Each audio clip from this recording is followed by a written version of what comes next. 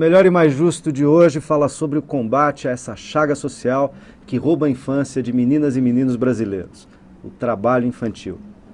Várias ações de governos e da sociedade civil organizada foram criadas e estão em curso na tentativa de erradicar o trabalho infantil no país. A gente estava falando disso no primeiro bloco. Na opinião de vocês, o que precisa ser aperfeiçoado para alcançar melhores resultados? Onde estão os principais obstáculos?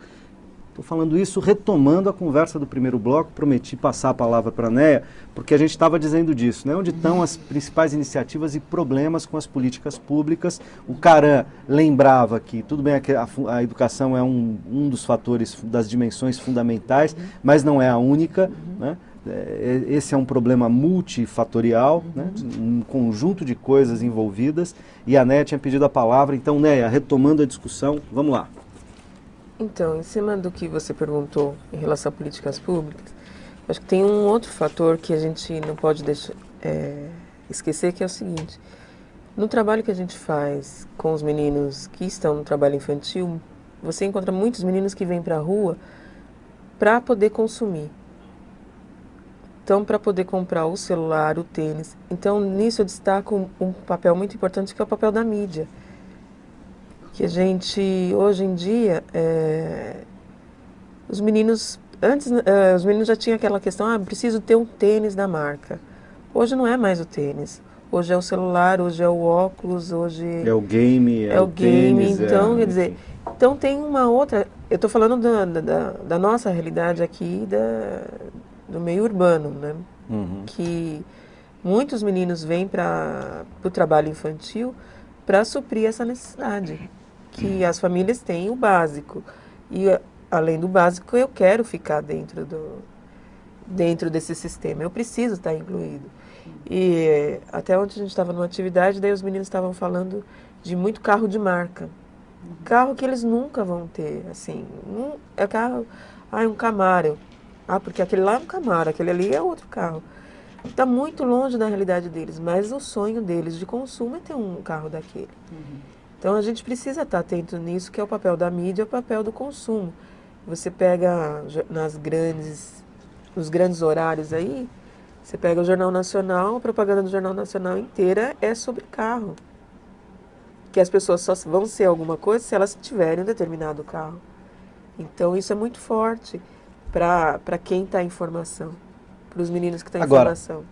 Eu entendo a tua preocupação, mas...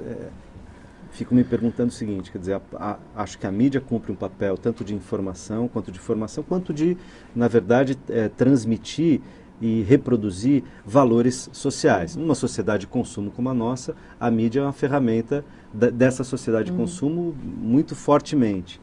E ela, imagino eu, na minha leitura, deixará de ser, né, ou será menos, na medida em também que a sociedade aponte nessa direção, né? De todo modo, o que eu estou querendo dizer é o seguinte, quando você fala disso, você está falando de novo de uma questão de classe social, né? Porque o fato de a gente viver numa sociedade de consumo não estimula o trabalho infantil nas classes médias e altas da sociedade, né? Quer dizer, porque talvez essa criança saiba que ela vai ter o carro, o equipamento, o tênis, como você estava dizendo, independentemente, aliás, sem precisar trabalhar. Claro. Muitas vezes ela vai... Por outro lado, eu peço a discordar, porque eu acho que a sociedade, ela idolatra certos tipos de trabalho infantil e condena outros, que é classista também. Então, assistindo TV, tinha um programador de 13 anos que está criando aplicativos e tudo isso. Maravilhoso, ele está trabalhando 9 horas por dia, fora de estudo. Estava lá na TV, isso é maravilhoso. Na televisão, voltando para a mídia, eu concordo até bastante com a Neia aqui, a questão de ter apresentadores abaixo de 16 anos. São os apresentadores artísticos, né? Artísticos. Que se você vê televisões em outros países do mundo, não tem. Não tem, porque entende que é trabalho infantil, tem participação óbvia de crianças em programação, porque faz parte da realidade. Agora, Então, é verdade, né? Mas isso não é como valor de classe, né? Não é a classe média, a classe A, o cara não precisa, para ter um tênis de marca, trabalhar, Não, ir para a rua, ele não precisa né? trabalhar porque ele tem esse Agora, tênis de ele vai marca. trabalhar naquilo que gera status, prestígio, etc. Isso, não é isso? Quer dizer, o apresentador de televisão, o programador da TV, sei lá, da internet, o DJ, o adolescente, etc. Eu acho que tem um outro espaço de trabalho infantil que é muito pouco abordado, que é no esporte. Que no esporte, de todos os tipos, não só futebol. Agora, só um detalhe, antes de eu vou te devolver a palavra, mas aqui como dúvida, você aproveita e já me responde, ou vocês, que é o seguinte, quer dizer, a lei prevê que com autorização judicial há situações em que é possível trabalhar com menos de 16 anos ou de 15 anos, né? Menos de 15 seria na condição de aprendiz e 16 a partir de 16... 14 anos na condição de 14 aprendiz. e 15 na condição de aprendiz, 16 determinados tipos de trabalho. Mas antes disso seria possível com autorização judicial. Essas funções que se apontou, por exemplo, apresentadores de televisão mais jovens, atores, crianças, etc., estariam nesse tipo de caso também? Eles são autorizados a trabalhar?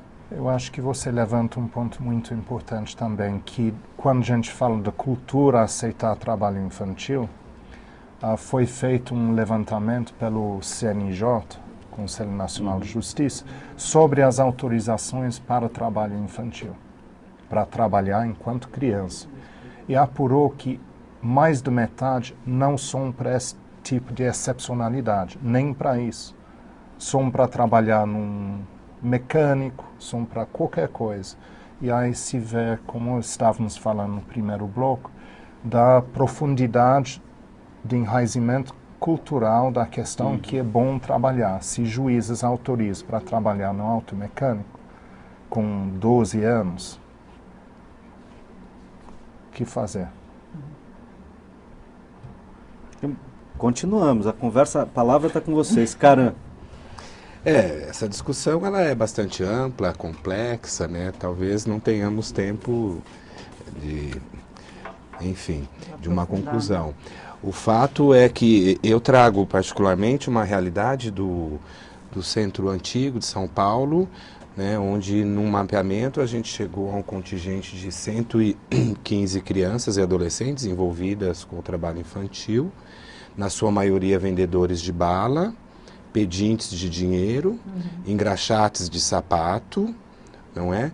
E na maioria em espaços comerciais, como bares e lanchonetes, e concluindo esse mapeamento, a gente chega a um olhar inverso do que até então se fazia, não é? Tínhamos o costume de focar o complexo na pessoa do menino, né, ou do adolescente. Hoje a gente já começa a inverter essa lógica e a gente consegue entender que não são meninos que vendem balas nos bares. Temos uma sociedade que frequenta bares e que se dá a ação de comprar balas na mão de crianças. Então, na verdade, a gente começa a olhar agora para uma outra necessidade, que é a mudança de paradigma do comportamento, né, assistencialista e caritativo da sociedade, que não entende que quando eu compro uma bala na mão de uma criança, eu não estou ajudando aquela criança. Eu estou condenando ela à situação de trabalho infantil e rua, e pior ainda, eu estou fomentando a vinda de novas crianças para a rua, né? Então, até a nossa campanha, ela traz esse novo olhar inverso, onde a gente vê... Isso, essa aqui, né? É essa daí. Ela está sendo construída, vai para as ruas no centro de São Paulo a partir do dia 1º de agosto. E a proposta é construir uma reflexão junto com a sociedade que frequenta o centro, justamente com o intuito de mudar essa postura da compra, né, e do assistencialismo para com essas crianças e adolescentes. Porque não é só a compra, né? Porque a criança também, ela esmola, né? Ela pede. Ela pede nos faróis, né? Então é uma questão, como disse o Marcelo, né? Nós temos que ter um olhar para a proteção social dessas crianças e adolescentes, né? E o que está acontecendo é a população, né, em si, conscientizar, não dar esmola para essas crianças na rua, né? Agora, em que situações, eu tinha feito a pergunta e o Jonathan respondeu com uma pergunta, dizendo o que fazer, né, diante disso. Mas em que situações seria, na opinião de vocês, razoável admitir o trabalho infantil? Há situações excepcionais que deveriam ser consideradas, ou a gente deveria ser, digamos, radical nessa questão? Radical no sentido de ir à raiz. Nenhum trabalho infantil. Ou há trabalhos que é possível considerar razoáveis? Ou situações em que exceções seriam admissíveis? Acho que não tem exceção. Mesmo no caso que estava se falando, a questão da televisão, é uma situação, para aquela criança, é uma situação que gera um distúrbio muito grande. Eu estava assistindo esses dias aquela novela das 8, que tem uma menininha que trabalha e que ela faz uma cena com a Adriana Esteves. É uma situação horrível aquilo. Primeiro que é uma novela que passa num certo horário, que a história dela, o enredo dela é todo complicado e tem criança ali trabalhando. Inclusive eu tenho um juiz no Rio de Janeiro que ele foi contrário, que ele se posicionou. Quando ele se posicionou, foi todo mundo em cima dele. Como que você se posiciona? Mas não dá para aceitar.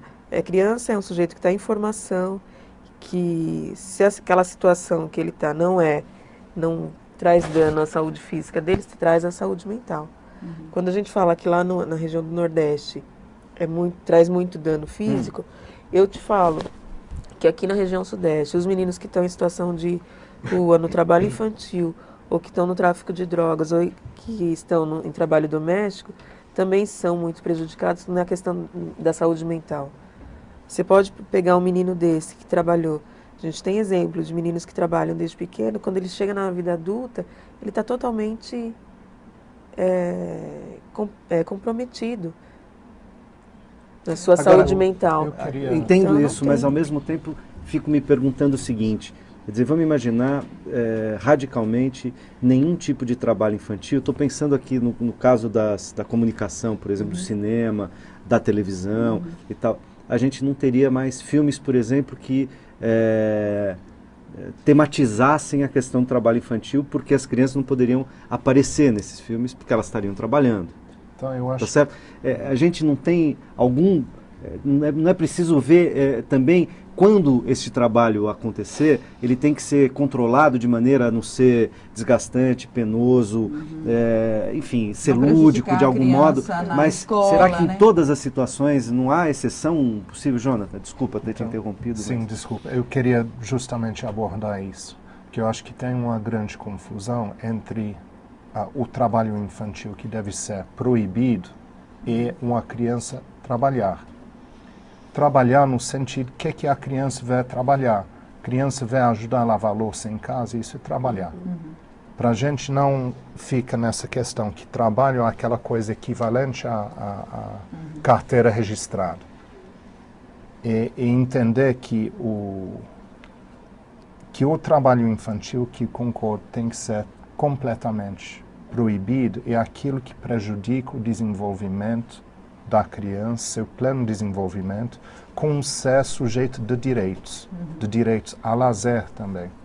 Então, se está fazendo coisas que não permite que brinque essas coisas, então é trabalho infantil. Vamos pegar esse exemplo teu. No esporte. Então, a criançada adora jogar futebol, aqui no Brasil, adora jogar futebol. Agora, há meninos com 12, 13, 14 anos que são levados a clube, em princípio é uma delícia, né? Vou jogar num clube, estou sendo agenciado por um empresário, vou sonhar em ir para o Barcelona, que é o clube melhor time de futebol do mundo na atualidade, etc. E ficar famoso, ficar rico. Ok, é lazer. Começa como lazer, mas rapidamente se transforma muitas vezes em algo que é limitador do desenvolvimento, da possibilidade escolar, que é opressor, etc. Quer dizer,